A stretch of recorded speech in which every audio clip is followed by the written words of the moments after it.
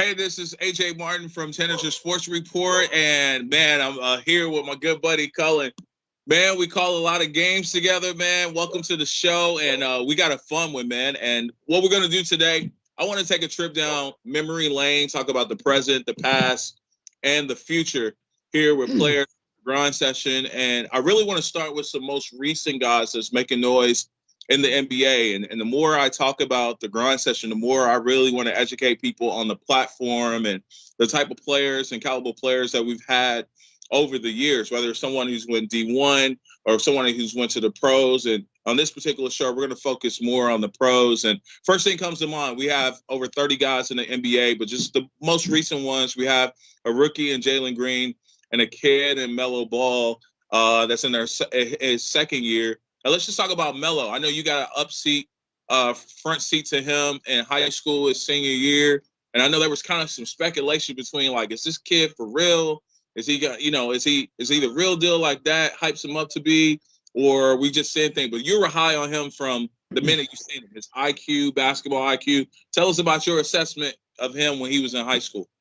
Yeah, absolutely. That is one of the coolest times on the grind session that we've had. We had sold out gyms, the Ball family coming in with the TV show and all that kind of stuff. And like you said, they kind of got that reputation as kind of that sideshow type thing.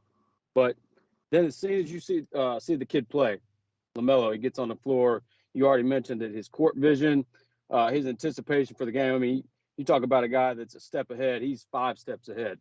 That's just the type of IQ that he plays with.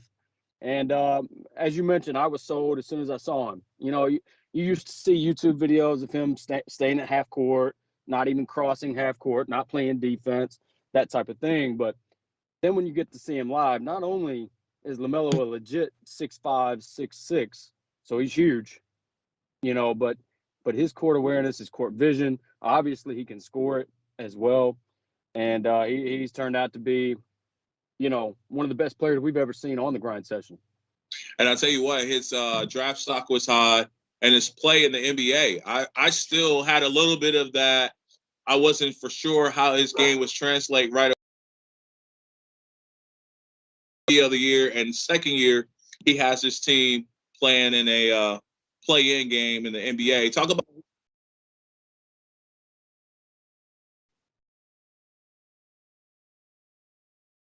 they got a good young core, a good young nucleus, which adds another kid that's been on the grind session. Miles Bridges is another one of their young stars for that Charlotte team. And so they've got a great young nucleus that I think that you see can carry them for years if they can keep them around.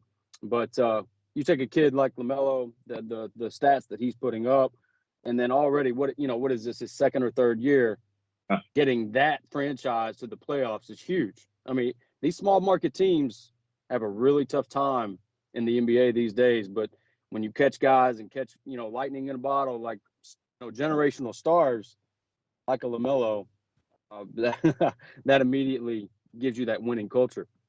and we got a non-traditional way that basketball is starting to transform, and it's still a revolving door. And not to set in stone, it feels like every 6 months we're learning something new. But what I mean by that is you have the transfer portal, which is the hot topic right now in college basketball. But then even before that, you have the mellow route where, it was kind of like, hey, I'm going to go play overseas. And then you shift gears to Jalen Green. And now we have the G League with the G League Ignite. And Jalen was the first one to step out there and had a really solid rookie season. Last game scored over 40 points in his final game as a rookie for the Houston Rockets. And I know I got a front seat to watch this kid perform on a night in and night out. Highly competitive kid. What's your impressions of this grind session alumni and Jalen Green? Well, the first thing that comes to me when I watch him in interviews and anything else, he's poised. He's very, very, very confident, and rightfully so. With his body at 6'5", 6'6", one of the superior athletes in a league of superior athletes. So I mean, he has had an outstanding rookie year, and I think as he develops that shot, he just becomes that premier scorer in the league that we saw on the grind session, that prolific. Yeah, and here's one I want to take back. And we talked about the now. Let's talk about the past before we get into the future. Let's talk about some past guys. And we talked about how the grind session, we've had these in private, grooms a top talent into becoming a Division I player, or potentially a pro, and things of that nature. I think of people like Gary Trent Jr. from Prolific. I think Oh man, yeah. Josh Jackson. Uh, talk about those guys a little bit, even back then when you first saw them and seeing them being consistent pros. Obviously, not an all-star, but a really having a really great careers for a couple of those guys. Gary Trent Jr., another one of those guys that you would rank up there in the top, Yeah, 5 to 10 guys that we've ever seen play. He's got the pedigree, obviously, with his father, Shaq of the Mac, Gary Trent. All right. I was going to say senior, but he does not like being called Gary Trent Sr., so it's Gary Trent for anybody out there listening. But he, of course, he's got the background. And so Gary was a pro. He was a pro as far as Gary Trent Jr. Um, and I can even take it even further. Guys that not even on the pro level yet. Take some other prolific guys like yeah, Amadou Sow, who just played. I want to say it's UC Santa Barbara, but I could be wrong there. But just played in his conference championship this year. Abu Kijab at Boise State just played in his conference championship. Played in the tournament. yeah. Guys that I saw years ago, like you mentioned, Josh Jackson. Jackson, that was the first year that I ever did games on the grind session. I walk up in a gym in Memphis, Tennessee. I see Prolific Prep, never heard of them before at the time. I was green to all this, you know what I mean? Yeah. And they're like, well, yeah, here's Josh Jackson, #1 player in the country. I'm like, wow, this is awesome. Next thing you know, here comes Penny Hardaway walking in the gym. That's when he coached at Memphis East in high school. And that was the first game I ever watched on the grind. If you're wondering why I'm sweating so bad, I'm sitting in my car right now and I got no AC on, so I'm burning up.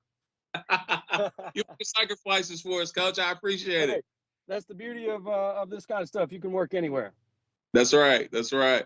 Hey, moving forward, and I know we talked about some guys that we all know and names that we've gotten familiar with. Let's talk about some up and coming names, some guys that we've either developed relationships with or we've gotten a chance to watch them play on a night in, night out basis on the grind session. I think about a Ty Washington, who is declared for the NBA draft, who was our player of the year a season before last. I think about the Duke guys with Paulo Banchero. Probably, but yeah, Banchero. He was probably going to be #1 draft pick, at least top 2 draft pick in this year's NBA draft. Talk about your first impressions of those guys, because those are 2 different roles. Like Banchero is one of those you like, okay, that's the #1 pick. Ty was one that you got to watch him play a little bit before you realize how special he really Oh, for is. sure. Yeah, there's some guys that uh, there's no way to explain sometimes why a winner is a winner. And Mm, Tata is that guy. He just, you could explain it if you broke down his film. Okay, there's a winning play. There's a winning play. There's a winning assist. Just like he wins the championship last year on penetrate and kick. He did. He's a very unselfish player that can score on all 3 levels, but he knows the game so well. He's a gym rat. We saw that last year. Um, that's the difference in him. It's his work ethic. He's already got a pro's work ethic, and he takes it serious, and obviously knows where he wants to go. He wants to get to the highest level. Banchero is a kid that he walks up in a gym and he just looks different than everybody else. It wouldn't matter if he'd have walked in with a 7-foot guy; he's still going to look bigger. He got that type of frame. He's already a man. He's a man, and you saw that at Duke this year. I mean, he's. Um, I think we saw or said from early on that's a #1 pick. yeah. He's just got that feel because he's just got that game that you can't stop. Mm. All you can do is hope that he misses the shot because he can get to his spots, get to his shots, and he's very, very skilled. And not to mention, you stood by him. You're 6'4". The dude's a legit 6'10", 6'11". Exactly. That Yeah. is no, they're not giving him any inches there. Matter of fact, they may be under. And you talk about, and you did a great job explaining the 2 differences in their games. And just to piggyback off what you were saying, Carol, he's kind of one of those guys that has that all the measurables for an NBA player. Tata Right. has the measurables of a kid that you can see in any region, anywhere, but that work ethic sets him apart and makes him Oh, elite. So two great examples of the differences between two guys that are going to be professional and basketball players. and something else with those two, you never once, and this is real talk, you never once saw any negative body language from those two. It was Yep. always on to the next play. Okay, I didn't make that shot. Okay, well, wait till I come down next time. I'll give it to you again. It's that next play mentality. There was never any prima donna stuff, any of that. It was all strictly business. And again, that's why those two, Paulo probably going to be a top 1, 2, 3 pick, and Ty played his way into the lottery. Now let's talk two more subjects before I let you go. Let's talk about guys that were seniors this year on the grind session. Then we'll touch on maybe one or two underclassmen that'll be back on the grind session this upcoming season. One of the seniors that come to mind, one of your favorites. People try to give you a hard time. You know where I'm going with this. Milo Zuzan. How Oh yeah, excited are you to see this kid play at Oklahoma, and how bright is his future? As far as like people watching that may learn about these guys after they leave us, let's give them a look into the future. Milo Zuzan. he's just my type of player. And you said it. I take grief from everybody else, but he's just that point guard that, as a coach, you have no worries. My bad. I got construction going on out here. You're But good. as a coach, you let him run your show. There are no Mm. worries. He's your team captain. He's your team leader, and you trust him with every decision that he makes. The kid is also developing his jump shot as well. I would say, as far as guard skills, he's got everything that you want. He can knock down the shot as well, but I think that is the part that is developing. But as you mentioned, I can't wait to watch him at Oklahoma. Um, I think he's one of the best playmaking point guards that I've ever had the chance to witness. All right. And last but not least, let's go into the underclassmen. First one comes to my mind. I don't know about for you as a player, like a kid that could be a potential grind session player of the year or a most improved player of the year. And he's actually got a couple of years left as a Mikey Lewis Jr. from Denver Prep. First kid Oh, no comes to mind doubt. is like, man, this kid could be something really, really special and possibly have that kind of Ty Washington type development over the next couple of years for him. He's just one, and then you see a young kid in Cottrell over at BFL, an eighth grader we Harmon. saw Yeah. that's got 5-star potential. Who comes to mind for you on the underclassmen ranks on the grind session that stands out to you? I would have said Harmon, but since you mentioned him already, I'll go Marcus Wilson, a kid Yeah, that played at Albuquerque. I think he's got a lot of skill. And, once he figures out where to get to his spots, I mean, he's already, we saw him in the All-Star game. He competes, and he's only a sophomore. You said, another guy that's got a couple of years left. So you'll only see him get better because he's another one of those kids that just has that work ethic. You can see it. And he knows what he wants to do. He wants to play ball. He wants to play ball at the next level, and he'll do that because of his work ethic and his skill level. He's a legit 6'3", and really, really crafty finisher around the rim. He's another kid. Once he develops that shot, watch out. yeah. And here on the Tanager Sports Report, folks, we're going to keep you updated on a lot of things going on this whole entire off season. There's really no off season. We're always on, man. That is for sure. We got a lot of movement over the next month or two with rosters being filled and kids moving to different places, coaches moving to different places. So be on the lookout for that information as well. And Cullen, how the fans keep track of you, man. The coaches, they want to send you those DMs on Twitter, man. You gonna shout it out? Yeah, right. I'd have to look up my Twitter handle. I don't even. I think it's KB That's how Crider. I think that's what it is. he got the way back pictures on there, man. He got grind Yeah, session pictures like 7-8 years ago. with my boy Antiqua. That's got to represent.